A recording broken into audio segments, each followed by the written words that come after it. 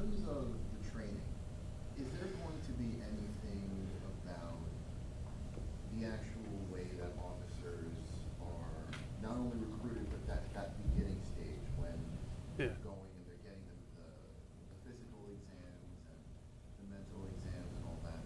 Physical exams to see if you're fit to be a cop? Right, yes, throughout that whole period when they're, I guess, in the probationary period, when they're going through the academy.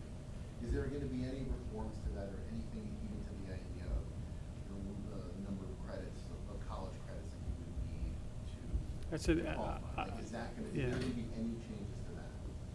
I'm fascinated why you're asking that question with everything else going on. And I mean that in a good way. Yeah, tell me why. So, during. The answer is no, probably, but I'll expand on it. Well, the Tish James, at the, Yeah. the 2-day event, I think it was on day 2, somebody had spoken about, the Psychological? The psychological. Yeah. Yeah, and just about how Black and Latinos are disproportionately dismissed at that level, and the questions that arise from there. Mhm. His point wasn't necessarily that they were being discriminated, or what is it that we are missing Yep. so that we can start instituting those training, those ideas within ourselves. But I don't know much about this, so I. Yeah, so let me say a few things on that. That makes more sense then.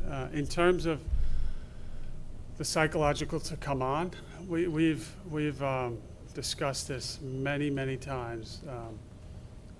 Is there something we can do better? There is no plan right now to change something at the onset coming on. I've spoken to Ben Tucker, this is under his world, at length. A lot of times when I talk to recruitment, we're almost an outlier for the rest of the country. We don't have a problem recruiting here.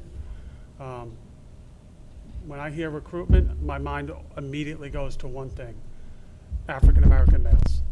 We have a serious problem recruiting and hiring African American males. We say minority majority department, true. The numbers continue to grow. They're growing significantly with Hispanics. They're growing with the Asian population. The African American population, I can't quote you the number, but is not growing as significantly as for example, the Hispanic population that we have coming out on the job. But you really need to drill down even, because when you look at the African American population that we're hiring, it's overwhelmingly being driven by females. And, that is, we think about everything, but that is a very important fact that I would love to improve upon. You're probably thinking the same things that we have thought and spoken about. How are we reaching out? How are we recruiting? Do we go to churches? Do we go to high schools? Who do we have sitting at that table? Where in the process we've done a study. I can't quote to you the results, but I know Ben and I have spoken about it, and I know it was done probably in 2014, 15. They're filling out that application. They're taking the test. Where is the drop-off point? I don't know. I'm not saying you're wrong. I just can't quote you. Are they a disproportionate failing the psychological? I didn't think that was accurate, but I could be wrong. I think it's a little bit of everything, but they are dropping out of the process. And can we assign mentors? Do we need to assign more? So that's one piece of what I think about when you ask that question. In terms of the psychological in general, again, we have to look at it, but there's no plans to change the physical or the psychological right now. We actually have a lot of people applying. That's why we're an outlier for the rest of the country. Probably because of the population in the tri-state area, probably because of the brand NYPD. We recruit internationally. We don't have a problem getting people to apply, and we have a waiting list. Many police departments are exactly opposite. Where psychological and changing has come up in discussions, as recently actually as yesterday, should we do more Some police departments do this. Should we do more? It's come up in the, I'll give special victims as an example. Should we do more in terms of you get hired and you're held to standards to get on the job? What about the next 5, 10, 15, 20, 25 years? Recurring physical, this would now be into labor policy world and contracts and things of that nature. But the same thing for psychological. And here is how it's come up in other parts of the country, and I think it's very interesting. When you think about health and wellness of your employees, and you think about somebody, what's the impact of somebody that deals with such trauma? And it's not physical trauma, it's emotional trauma. Every day, 8 hours a day, 10 hours a day, dealing with really the worst of humanity. And what does that do to a person? And should we be taking more affirmative, proactive steps to make sure that, is it optional? We have it available now. Should we make it mandatory? Should we have a review process to take somebody's temperature, if you will, and maybe rotate them out? It's a balance of, you accumulate so much wealth of knowledge and, in a particular field. But are we doing them a disservice at times too? Should we be rotating people out of certain jobs because of that accumulated trauma? And to me, that's very important. That's what I think about when you talk about the psychologicals. Does that mean that there are? No, I've got a, Mark, thank you. Ashley, but before you ask your question, Ashley's just become the newest New York Times bureau chief here. Please. Congratulations. Yeah. Thank you. Hello, Commissioner. I have several questions. I'm sure you You would. get to do one at a time. The first question I want to ask is about an issue that I think you and I both care very much about, which is special victims. Yep. You're changing the leadership at a time when there's been a precipitous drop in reporting, and I would like to know who you're putting in place and kind of what, and do they have any experience investigating sex crimes, and if you're happy with the work that they have been doing over the last 18 months or so. Judy Harrison specifically? Just Or the unit itself? the unit itself. Yeah, I mean, Ashley, we've spoken about this. At times we have a difference of opinion on this, but whether it's the work that we've done with the advocates, I've testified in front of the city council a number of times. I think we have to get better in many things that we do, including, in investigations, special victims. If I was going to sit here and say we're not looking to get better, shame on me. I think that they've done a good job. I think that we've, as you know, added a lot of resources at times to special victims. I did think about that in terms of moving Judy out. But there's many pieces. I think the strength of this agency is that we have a lot of talent at many different positions. I'm not going to be announcing at this point. We're going to have further discussions with Chief Rodney Harrison. He's going to have a significant amount of input into that decision in terms of special victims. Right now we have recently promoted Inspector Carolyn Rowe, who is a veteran of special victims, has done time in internal affairs, come back to special victims, I believe. And, she will be acting in that position, and we may have more to announce on that at a later date. Ashley, we'll come back to you. Tina, you had a question? My question's about Bradley Crime. Is that me now or is that? Yeah. So, given your coming story you talked about, what do you think of the captain Mr. Union calling for the end of that? Yeah, I saw it. I think I got an email last night. I think, listen, this is a very difficult time. It really is. It's probably the worst time that I can recall, but it's, I can think back to, Bill Bratton speaking many times on this. I mean, it's a cyclical world, policing. You certainly have ups and downs, but I've never seen the bottom of the ship hit this low in terms of this storm, if you will, of now the budget is going to enter into the picture. There's no doubt. I had a conference call today with the senior executives. We're going to get through this. This is why we get paid to do what we do, to lead the men and women of this department. I think the cops are looking for guidance and looking for leadership at this point in time, and that's our job to deliver it. Regarding CompStat, CompStat is I would say, a very effective tool at managing an agency. It's worldwide used. And I would remind, I think there's an assumption there that the CompStat, which I disagree with, is directing activity. And that's really furthest from the truth. It could be managing and directing and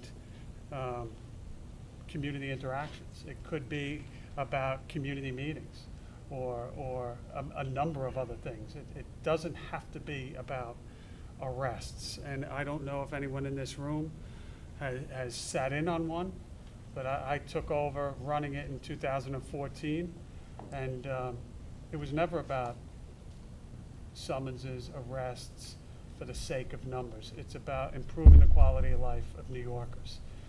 So there is no plan to cancel CompStat, but how we evolve and how we manage and run this agency, always evolves. Sir, could you state your name for me, because I can't see through the mask? There you go. Josh. Hey, Josh. How are you? It's a big mess. It sure is. And this doesn't fit into one of your specific buckets Okay. necessarily, but it's sort of a big picture question. If I can answer it, I'll answer it. What's about morale? Yeah, well, that's a piece, I Right, think I mean, Tina's it was the does- same. It dovetails off of that. Yep. And, I can't remember a time, cop, I'll speak with different voices and everything else, but I can't remember a time when almost every cop I interact with just seems believed. And there's a perception that I've heard from a lot of them that, at the time when they're encountering great hostility on the street, the consequences for any potential misstep, real or perceived, are greater than perhaps they've ever been. At the same time, the crime indicators are up while the anti-crime teams are going away. And how do you interact with, what's your message for officers who are out there who are trying to execute, Mhm. in terms of what the priorities are and what they should be doing at this point? Yeah, well, thank you for the question. My intention, and I spoke to many of the people in this room, my intention is to record a message to them directly later today at some point. The day is slipping away, but I will not leave until I do that today. I think I agree with everything that you said, Josh. It is an extremely difficult time from the view of the police officers. My job is to sit back too and to see that and manage that. I'm also trying to see things from the view of the people that live in this city, whether it's the Upper East Side or whether it's in Brownsville, or, and that's a piece of the story too. So I'll split it, I think, you may not agree with me. People may not believe me when I say it, but people in this room that know me know 100% that when I say I'm going to hold people accountable, I mean it. And I'm going to make tough decisions and call things as I see them. In the last 2 or 3 weeks, there's been a number of people suspended pretty quickly. We have to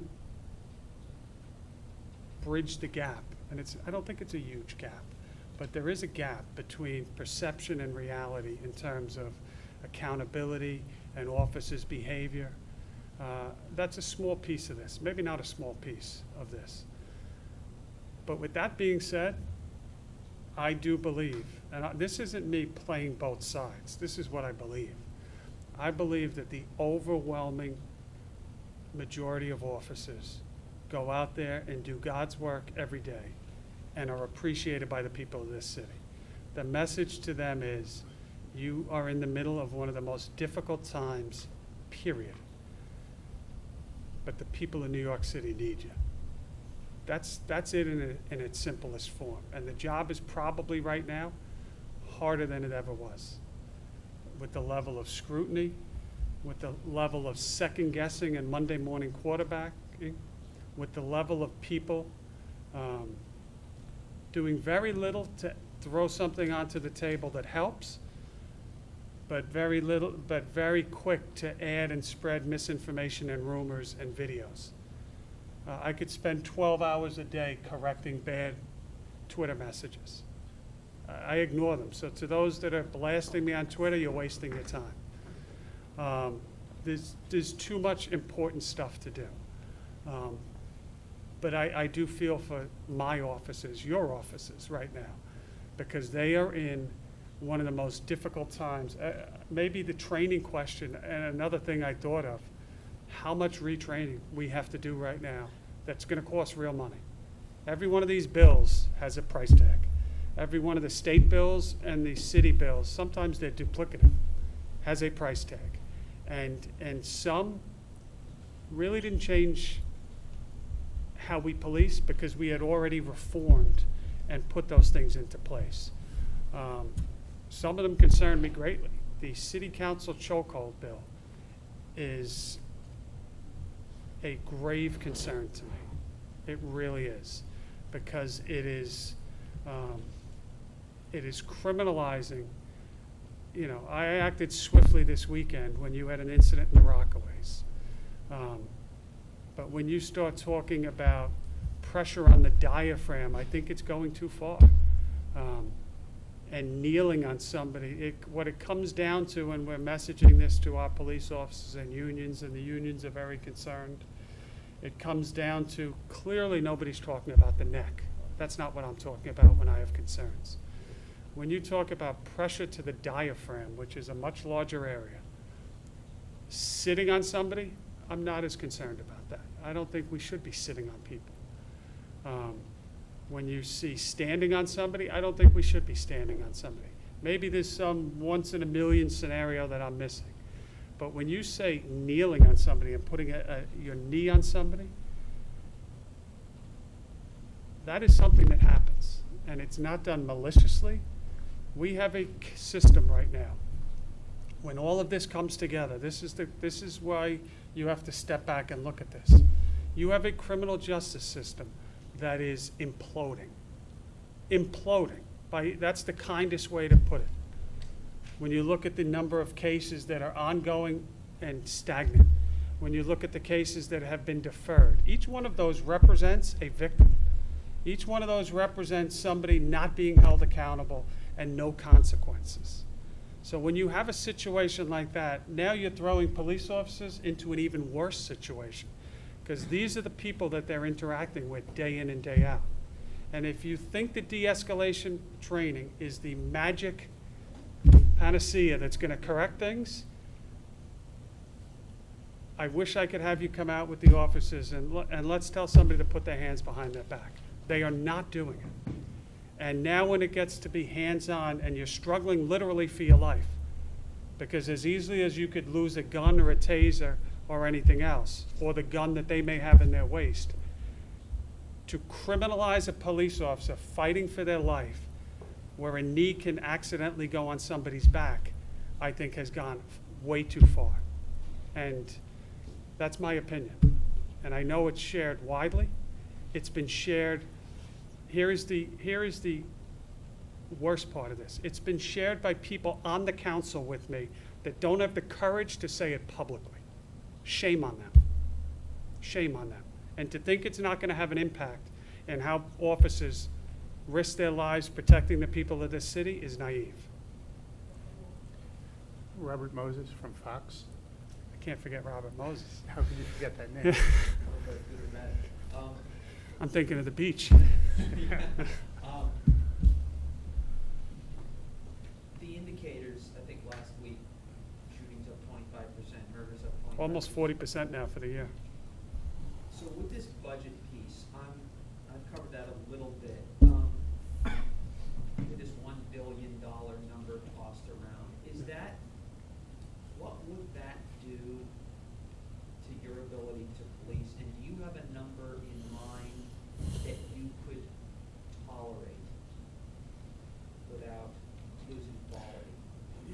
there's so many pieces to this.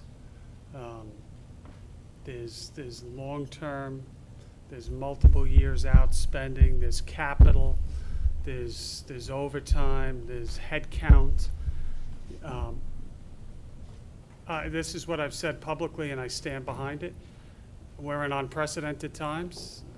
I think every city agency has an obligation to tighten their belt, including this agency, and I'm committed to it. We've already put forward monetary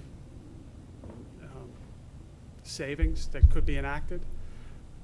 We're going to be asked to do more, and I think everyone recognizes that. Do I have concerns? Absolutely, I have concerns. I'm not going to give you a number because it really depends on all of those different things. I think some of it is shifting money to other agencies. That's more about, in my eyes, that's more about penalizing the NYPD. And I don't think that that saves the city money. But I think every agency is going to have to tighten the belt. And I went on record a couple weeks ago saying that I would commit to taking money out of our budget and shifting it to kids. And I think we can do that, and I think that we can do that more importantly without having any impact on public safety. And in fact, I think shifting money to kids is crime fighting. That's what I believe. The one that scares me is the head count. I mean, just look at what we are seeing already. Maybe if we lived in a perfect system where the criminal justice system was working, we'd be in a different situation, but we're not. And remember, some people will hear me talk today and say I'm sounding the alarm and 50 other things. I've been saying this since November. That bail reform law was a disaster. I think that when you have to reform it within a few months, I think people would agree. You have had COVID on top of it, which makes the analysis of those fixes, if you will, very hard to really get. I mean, we're in an upside-down world since COVID, particularly, and the impact COVID has had on New York City, the criminal justice system, but it was on top of the bail. There's so many pieces to this. Ultimately, we will do our part. I think we all have to. Am I concerned? Yeah, I'm really concerned. Shimon from CNN. Hi. Shimon? So, I want to go back to the protest because I was out there for days, from beginning to end, really. And so it seems like that one of the hardest things for the officers to deal with is some of the antagonism and some of when the protesters get in their face, or some of, I was in Atlanta over the weekend, and what protesters there were doing, they were shining flashlights in officers' faces, and the officers basically did nothing. They just couldn't do anything. So I wonder if that is something that you're going to be including in your training to try and, because for Yeah. years, I always feel like officers feel the need, it's about respect and words and whatever it is, actions, especially some of the senior members of the NYPD. I know a lot of people, senior members, and they say, back in the day, no one would ever talk to us this way, and they view that as a problem. So how do you address that kind of culture going forward? Because it does seem like these I've covered protests for Yep. years in the city, and it seems these protesters are getting better at, right? Let's see the antagonism. They have their own training. Right. Yeah, right. And how do you deal with that, especially with some of the younger officers? I mean, look, I was out there, you saw some officers, they would get angry, and then a captain would pull them back, a chief would pull them back. And you go to some areas, you have some chiefs who are less aggressive, and then you have some areas where the chiefs were more aggressive. So it seems like you need more consistency there in some ways. But I just wonder, in terms of teaching officers how to de-escalate, how to, just because someone says something doesn't mean they need to Yeah. react. So having been out there, that was kind of my impression of the situation. I think you're right on pretty much everything you said. The only caveat I'll say is when you talk about some chiefs more aggressive or not, there are certainly different personalities and different skill sets and everything else.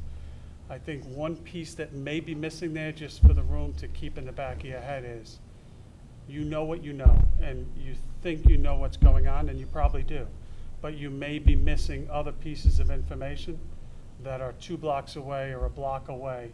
So you may have what you think are the same scenarios by 2 different chiefs, that are being handled differently. But the reason they're being handled differently could be because of what happened 5 minutes ago with this group, or what could be happening 2 blocks away, and they want to keep them apart. I think both are true. You disagree? Tony, Oh, but, I'm but, sorry. but on the Right. training piece, Yeah, I'm trying. from the academy, they get taught very early on that you better have thick skin on this job. I mean, that's the reality, and that's the beauty of this country with freedom of speech. And you have to have real thick skin, but we are human. So I like when you said that people pulled them back, because we train to do that, to cycle people out of the front line, because it is very tough. We train, the protesters train too. And I think that if you've been around a lot of protests, you know the difference between people that are protesting and maybe even being arrogant, but protesting, versus professional people that are trying to incite.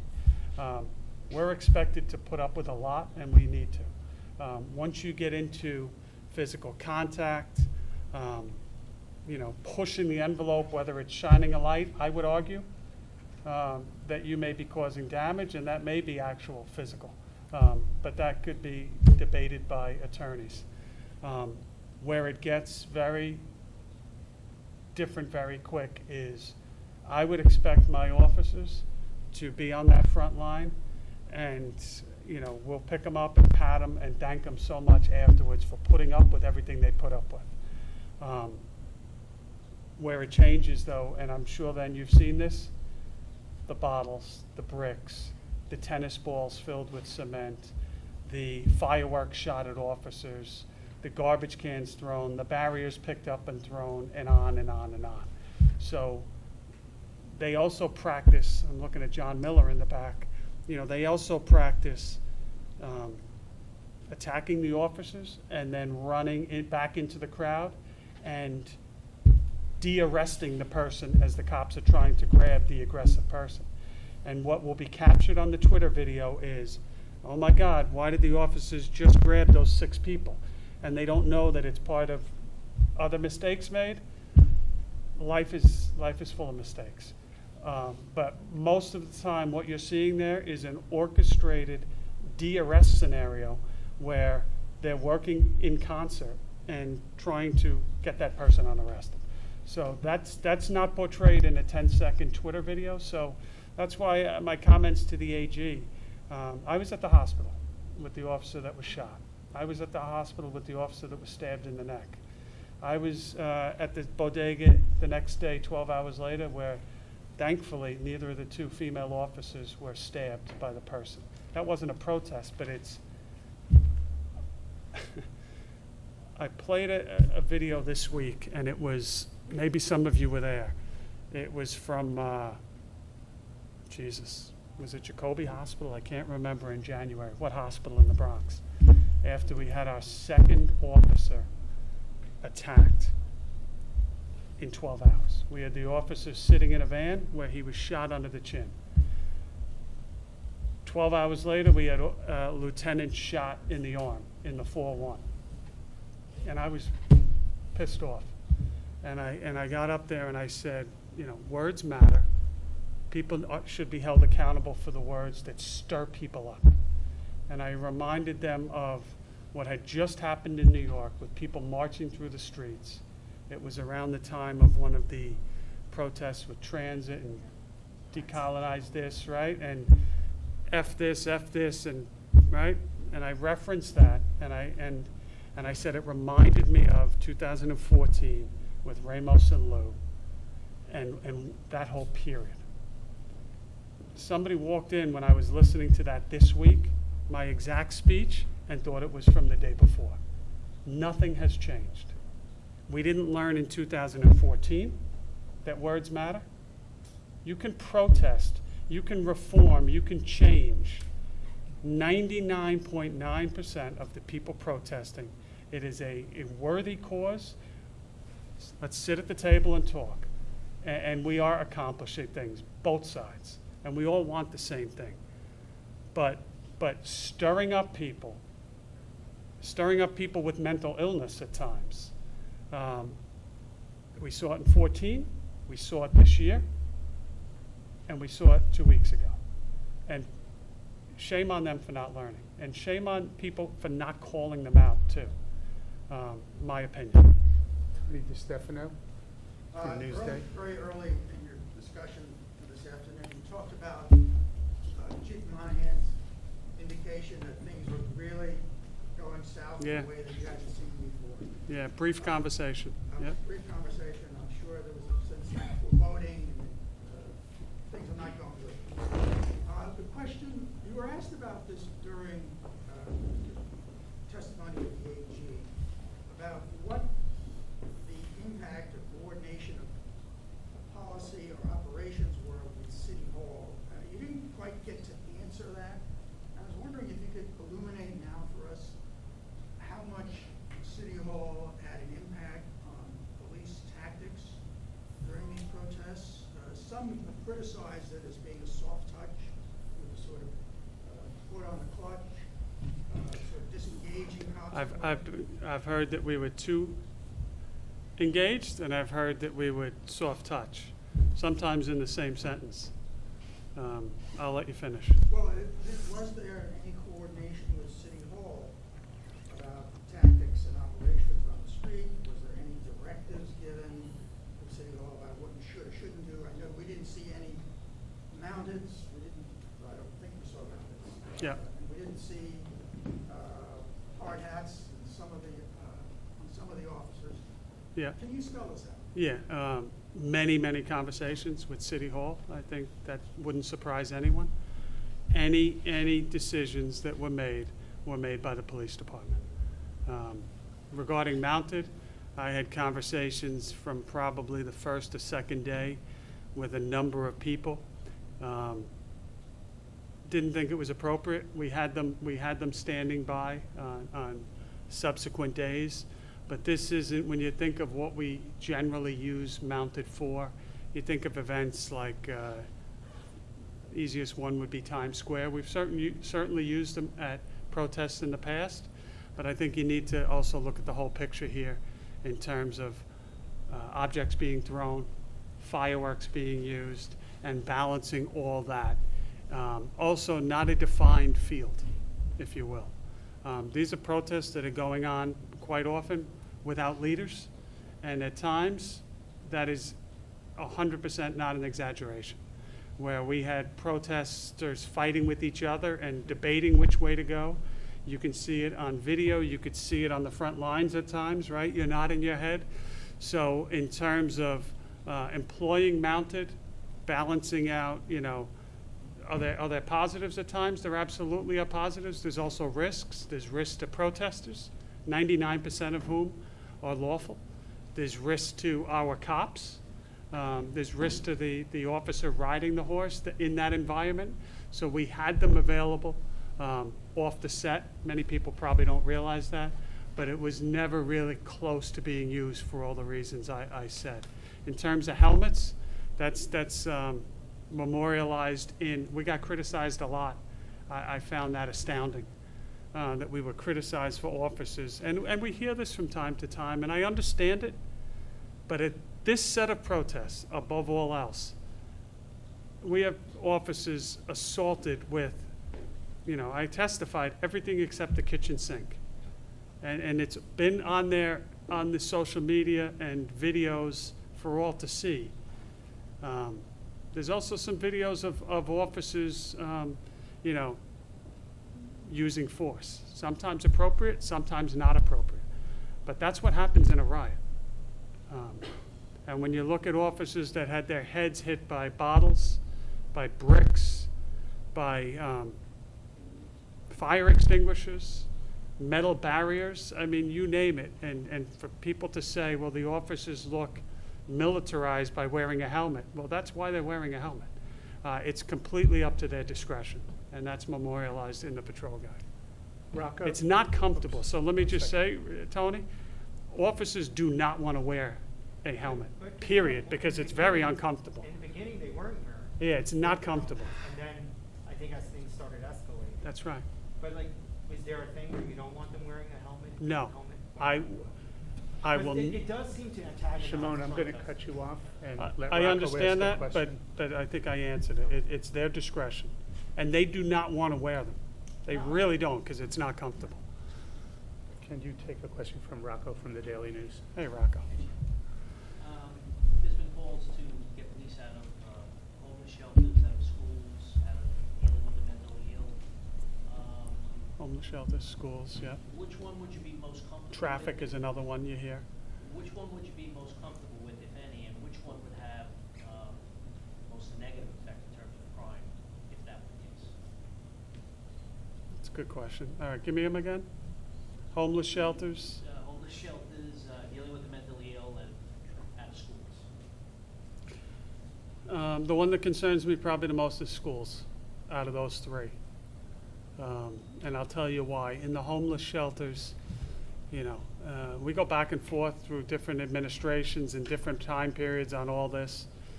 I know everyone in this room knows you got to go back and why were we asked to do those jobs in the first place?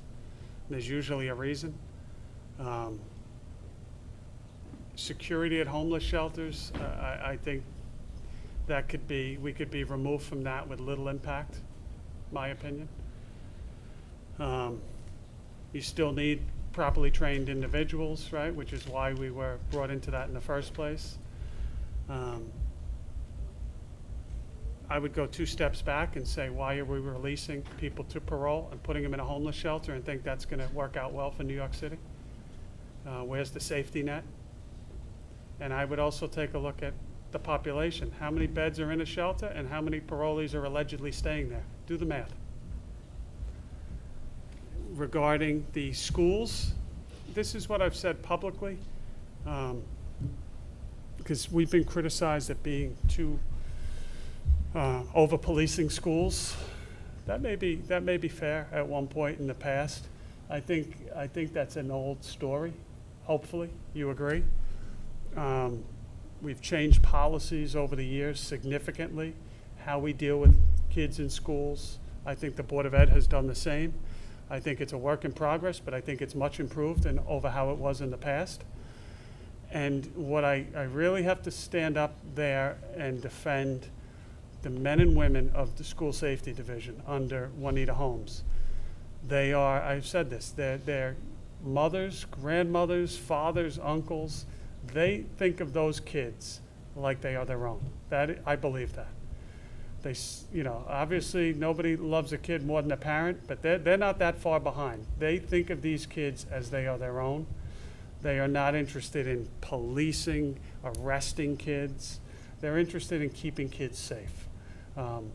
So that one is a bit of a concern, but I do understand the big picture, and I also understand the budget position we're in. So, I've said that I'd be open to it, but I'm absolutely going to make the point I just made, that we are not looking to push this away from the NYPD. Further from it, we love our school safety officers. Aaron Katursky from ABC, Thanks so much. and then Shea Jacobson. Got it. Sort of a two-parter, okay. One, Sure. I think you said 40% increase in shootings. I think it's 39 as of this morning.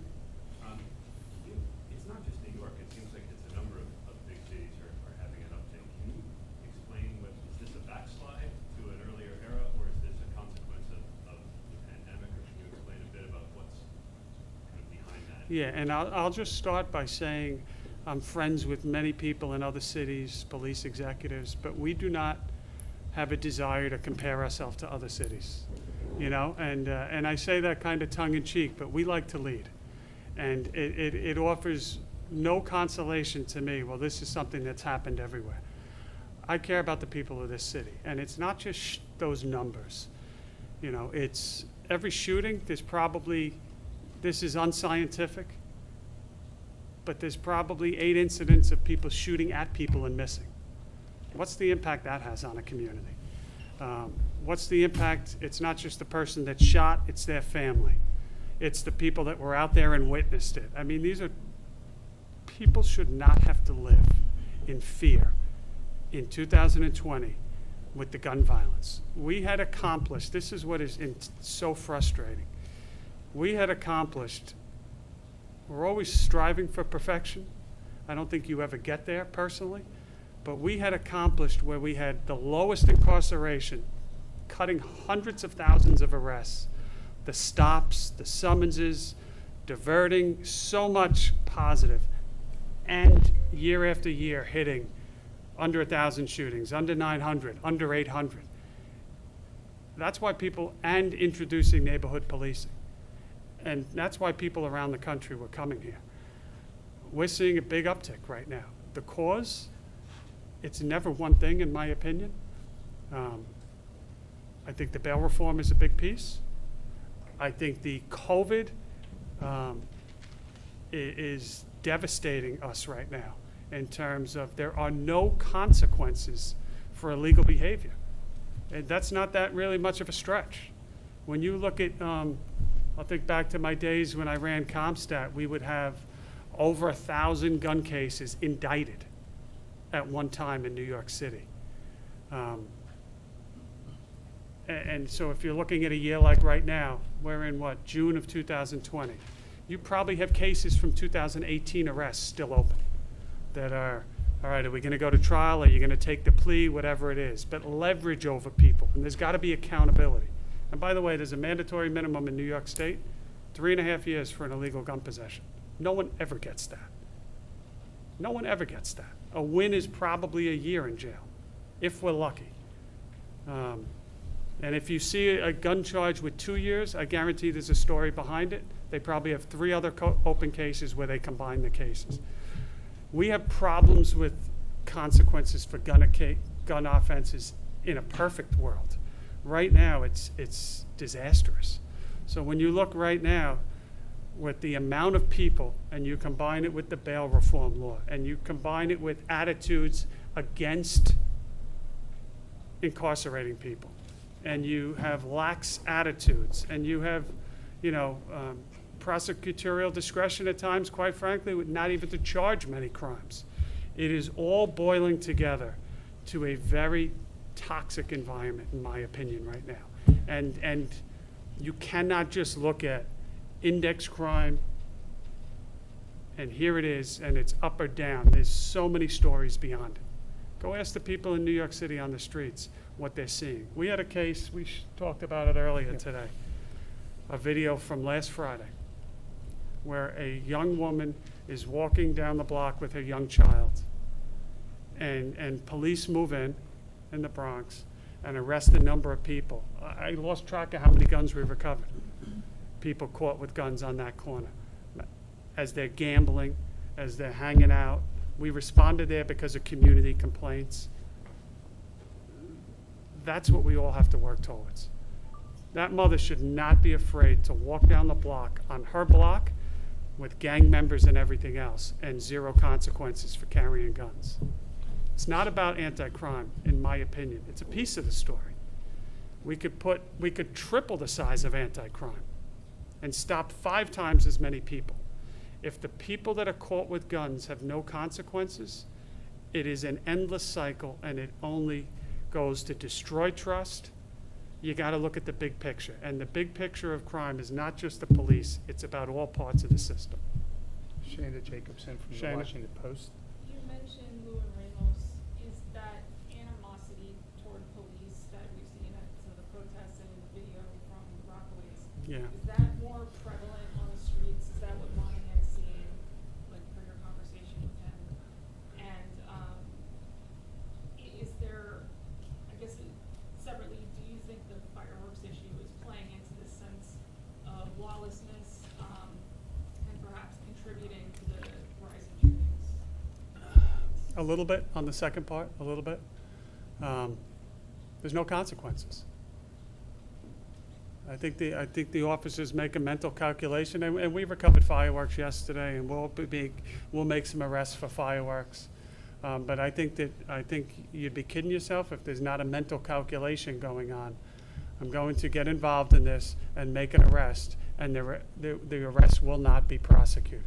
And there is a risk reward. If you think human nature doesn't factor into this, I think you're missing it. But we have an obligation, and I'll continue to remind the officers that as well. We have to keep people safe above all else. With Lou and Ramos and the environment, I think you're definitely seeing, listen, what I want to stress here is nobody puts anything good, you know this. We know what sells in newspapers and TV and everything else, and the good stories don't always lead. People support the police. All day, every day, I'm getting reached out to by people. I really do think this. It is sad that people are scared to support the police. I was at events in Brooklyn last week and people stood by me and they got crushed by some people in the community just for standing, not even agreeing with what I'm saying, but just for being at an event with me. I think it's sad. Go onto Twitter and say something positive, and you know the results that are going to fly in. It's organized. So there is an organized anti-police venom at times. I don't think they speak for the majority of New Yorkers. What's it gonna take for the DAs and people in city government and state government to understand your point that reform has gone too far and it's becoming a danger, a situation where streets are dangerous? I think they know it already. I think they're seeing the numbers. I think that ultimately, the people are gonna decide. John Deans from Channel 4.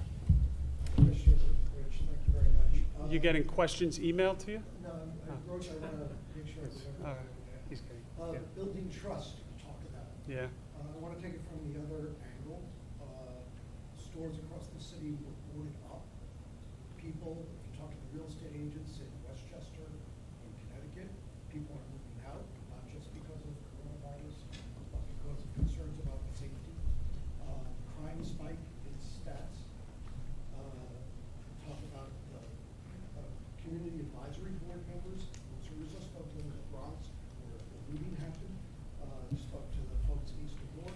They are very disappointed in the pullback in some of the anti-crime units. They fear that that decision is resulting in some of the crime spike just as recently. Yep. What do you say to those members of the city who are concerned and are concerned about the trust and their police department and their justice system that you say is imploding, is there for them, will work for them, and that they can continue to run their business and live their lives here?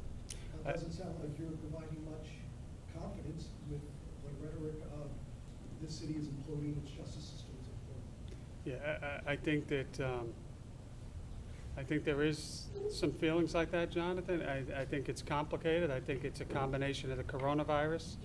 I think it's the shutdown. Did we ever imagine this world that we're in? It's starting to come back. Things closed down in New York City certainly contributes to it. I mean, again, we are, you can travel and go to places where you can experience more things open. I think that's a reality as well. When you think of schools closed, and there's a lot of uncertainty with many things. So I think a lot of what you said is accurate. We're going to get through this. I absolutely believe that. I don't know how long it's going to take. I don't know the form it's going to take. I think that the way we are going to get through this is not the police department leading the way, but we are going to be there. It's going to be hand in hand with the community. The building the trust goes a long way towards that. But when you have scenarios where, and I think it's going to turn, and I think it's going to turn quick, where people are going to be fed up with the status quo, and people are going to start demanding for the criminal justice system to start working better. I think people are tone deaf to people from law enforcement, whether it's the NYPD or other law enforcement. It's written off as, well, this is them sounding the alarm again. I think people need to pay attention to what's going on. Speak to the district attorneys. I think they're going to corroborate much of what I said in terms of how do they operate a system with no courts open, with no grand jury. We need options.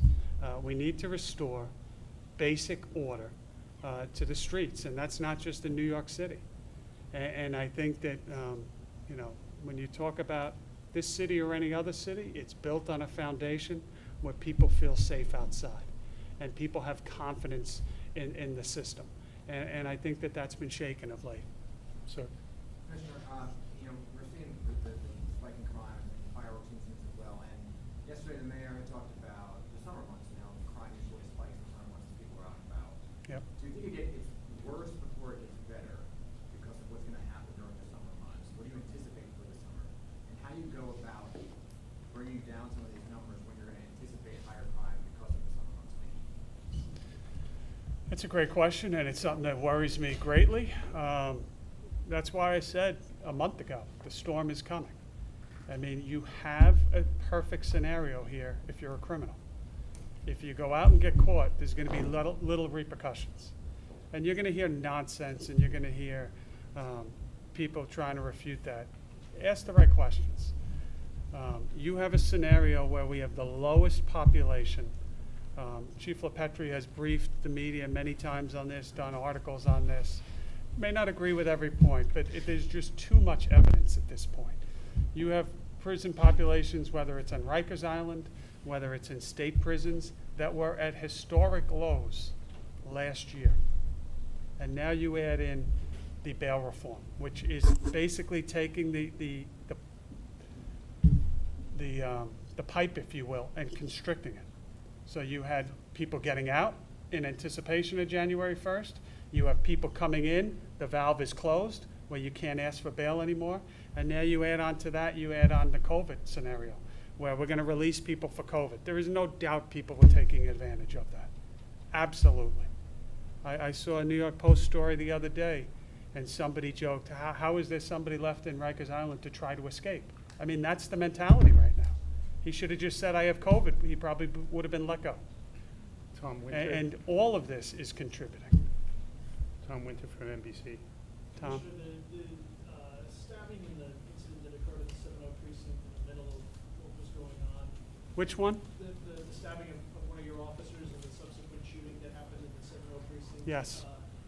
Is there anything new as far as where that case stands, what you found, where that person, I mean, I know they made statements at the scene. Was that inspired by what was going on? I think it was already reported that there were statements made. John, you want to address that one quick? Sure. That's still under very active investigation, both by the Detective Bureau, the Intelligence Bureau, and the Joint Terrorism Task Force.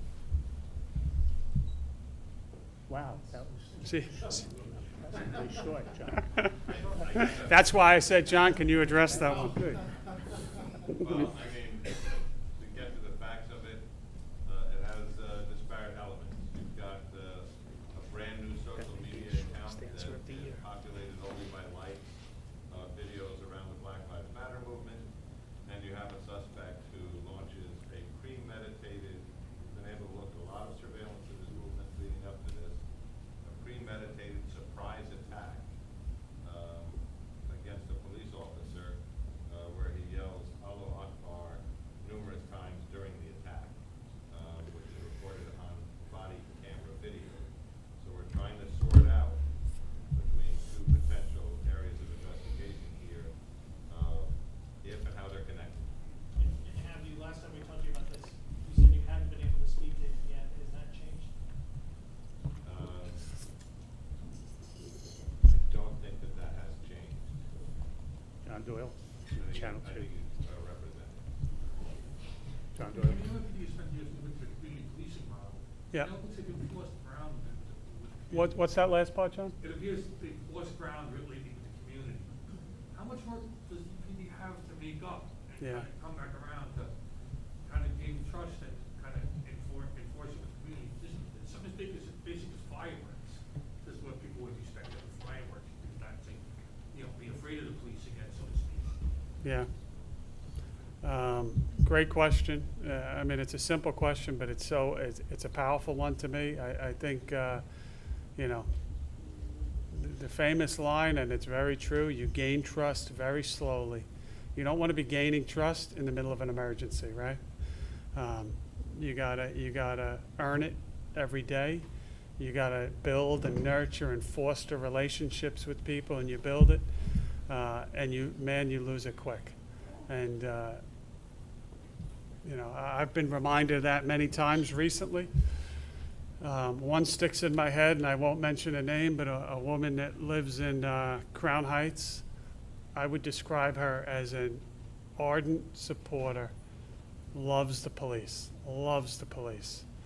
and she texts me over the course of a day or two. I'm going back probably 6 weeks or 2 months, and how upset she was. This was the social distancing period of time with some of those videos that came out, and it really hit me. It did, because I knew that we had a problem, and how if she felt that way, we have a big problem, because she supports and loves and really gives the benefit of the doubt to the police. I can't say it any better than that. That's what we're up against at times. I think the good news is we can earn it back, and we have been earning it back. But you look at COVID, from day one, what were we trying to do? We were trying to help people. Who's shut up in houses that can't get out? Let's bring them food. I mean, that's just one example of a million things that precincts were doing, NCOs were doing, community affairs was doing. We tried to self-promote it and advertise it just to let people know what we're doing. And we had many things like that, whether it's working with kids, schools, birthday parties, people can't get out, you name it. But you lose it quick, and bad videos. And that's where I say to the cops, and I have almost 30 years now, and this is the message to cops, 20 years on, this is the message to cops in the academy. You represent every one of us when you go out there every day, and every action you take has such an impact on and is felt widely. And it may be another routine job for you, and you may be having a bad day, but that's the most important day for that person's life that's calling 311 or calling 911. Don't take it for granted. So, John, I mean, we're committed as ever to neighborhood policing. Day 3 of the new youth coordination officers was roughly, when we went into shutdown with COVID. They're back now. We have a lot of work to catch up on, building that trust neighborhood by neighborhood. It starts with just, block by block, talking to people. And like I said to Kevin Williams yesterday, stopping at the barbecue or stopping at the event or stopping when people are hanging out on the block, not when they have to be summoned or broken up, but earlier in the day just to talk. I think that goes a long way. Financial Times? Yes, sir. I was wondering if you had a clear idea. You mentioned the momentum of the public narrative that's gone against the police, and you've had a bit of time now to reflect. Do you have a clear idea why that's happened? Is there something that you guys missed in the last 5 years or what have you that sort of allowed that to gain such pace? Wow, that's a good question.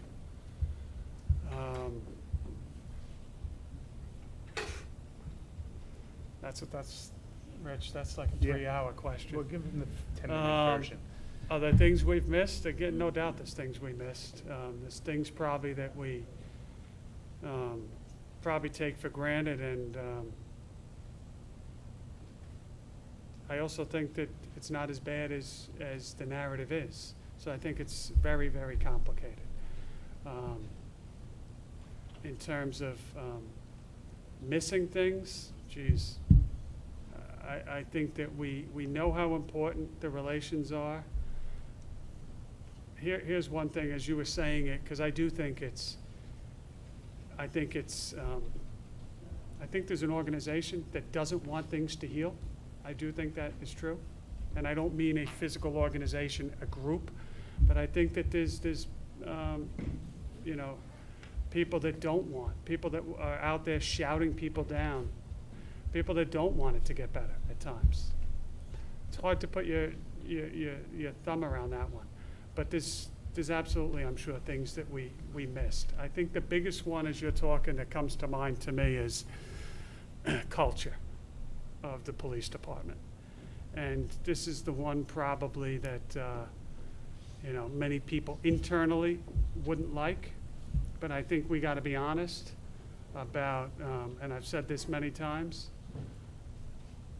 calling out when things are wrong. There is an absolute feeling at times that cops are not held accountable.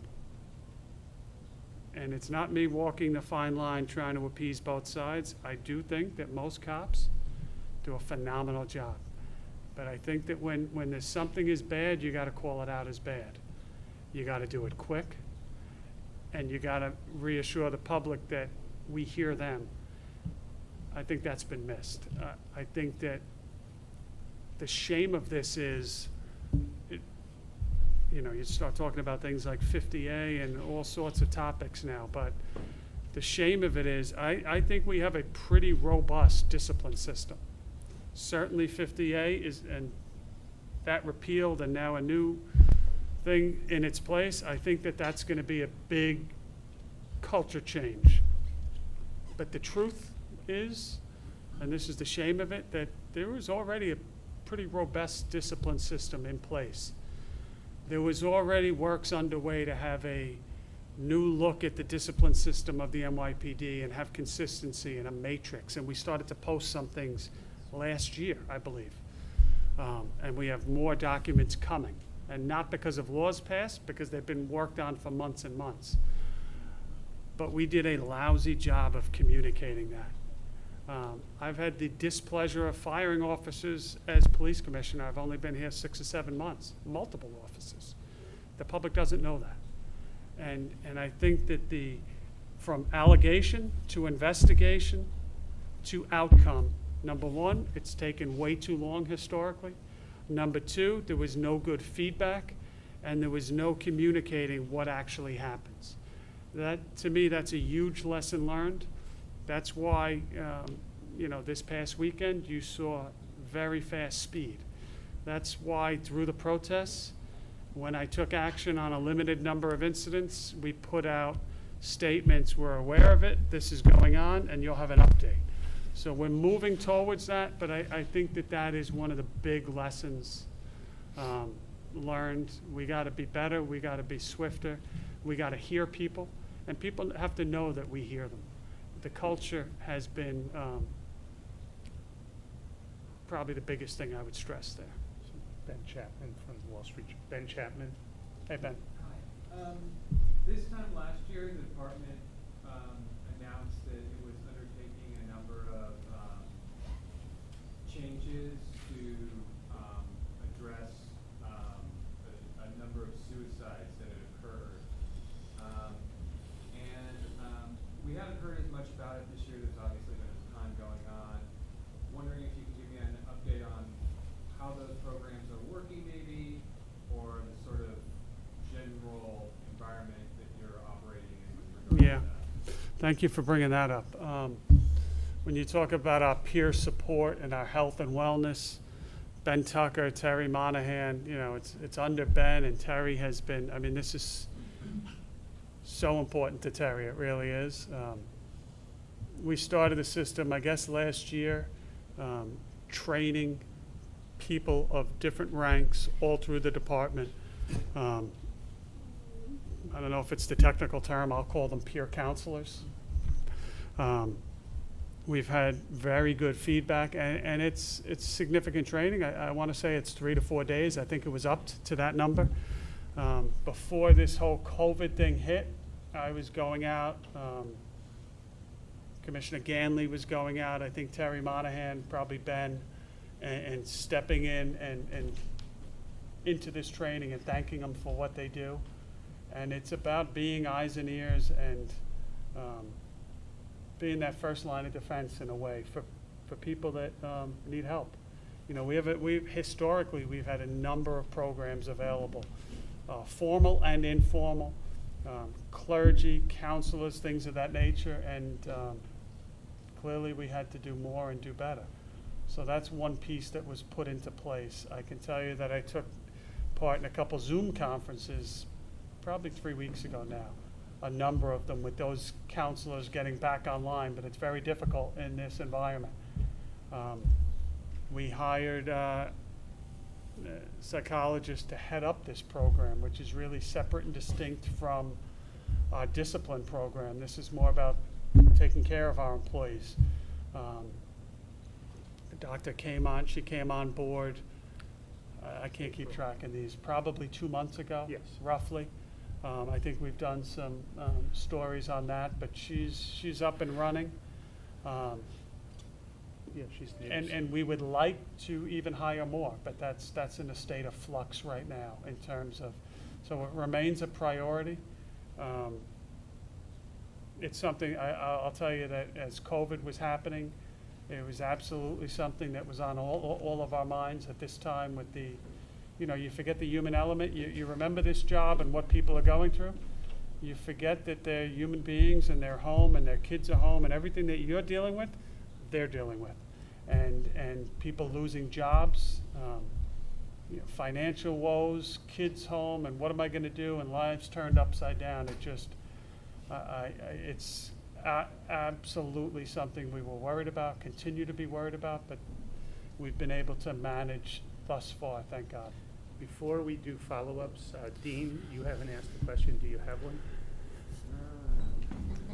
That's I a don't want no. to leave you out of the first round, I mean, just briefly, because it may have been out there, but perhaps I missed it, the whole wrap-up of the Shake Shack incident.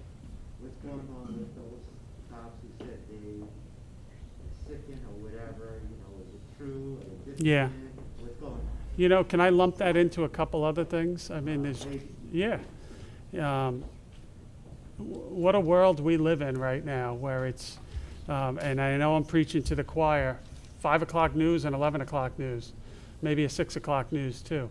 It is 24/7 and race to get information out. And I think we're probably guilty of that as anyone at times, because if you're late getting a story out, you cannot catch up. So there's been a number of things that you've seen recently out. And I think I was guilty of it last year with the incident in Queens with the razor blade. Officers, I can't remember where it was, Cross Bay Boulevard, I want to say, somewhere out in Queens, where officers bit into I could have the facts wrong at this point, wouldn't be the first time. And it was officers bite into a sandwich and there was a razor blade. And that was before all this. And that turned out to be, after the investigation by detectives, that the gentleman that worked in the bodega kept a razor blade 3 feet over his head to cut the bags or something, and it fell onto the thing and got put into the sandwich. But you fear the worst. And you fear the worst, and people are in a heightened state these days, for sure. I think that's what happened with the Shake Shack incident as well.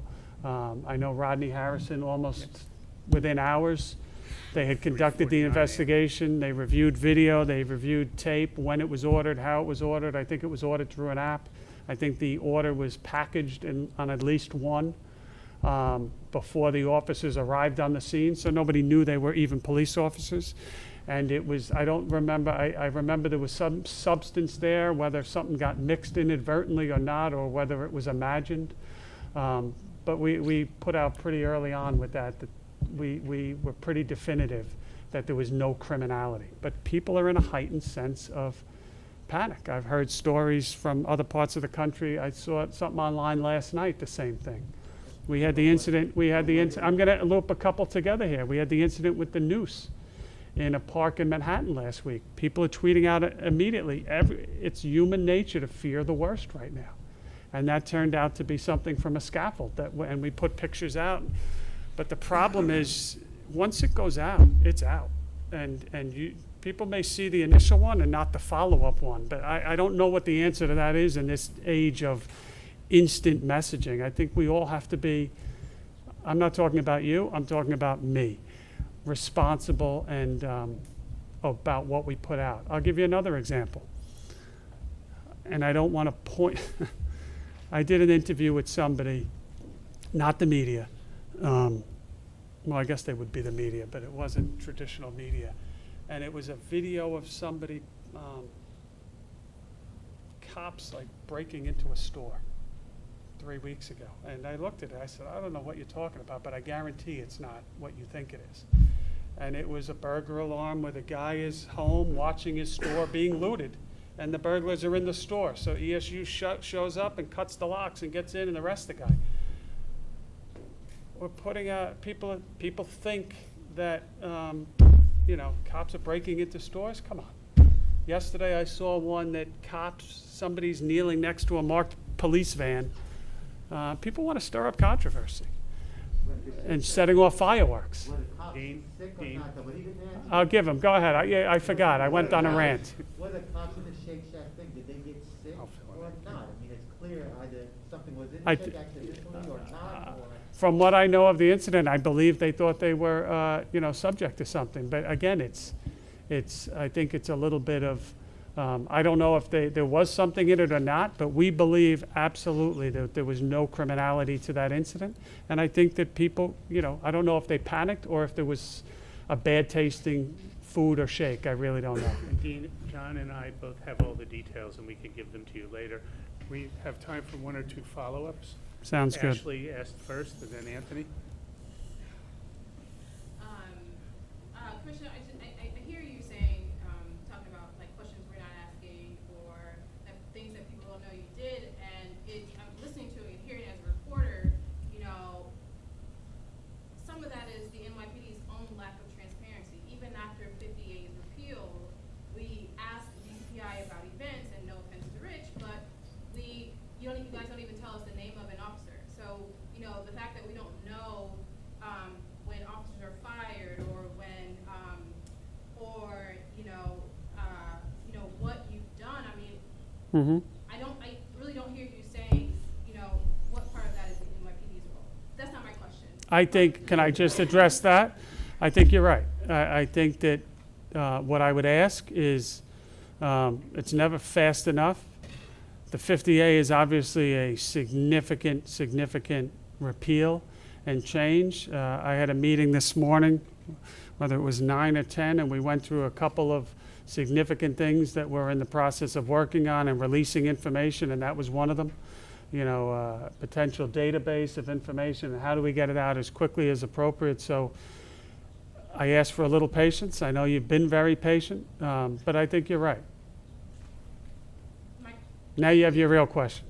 My question, so, you brought us to this table because you think that it's time to talk, and that, talking is the way that we get to the next step. And, nearly. I was talking about the community there, not media, but that's. Right, but I think, when you look at almost all of the big changes that NYPD has made over the last 10 years, like with stop and frisk, with body cameras, with SVD, it started with community complaints, and it was things that communities were complaining for years, and there have been commissions and investigations, and it has taken years of fighting to get the NYPD to address issues, and people are frankly tired of talking.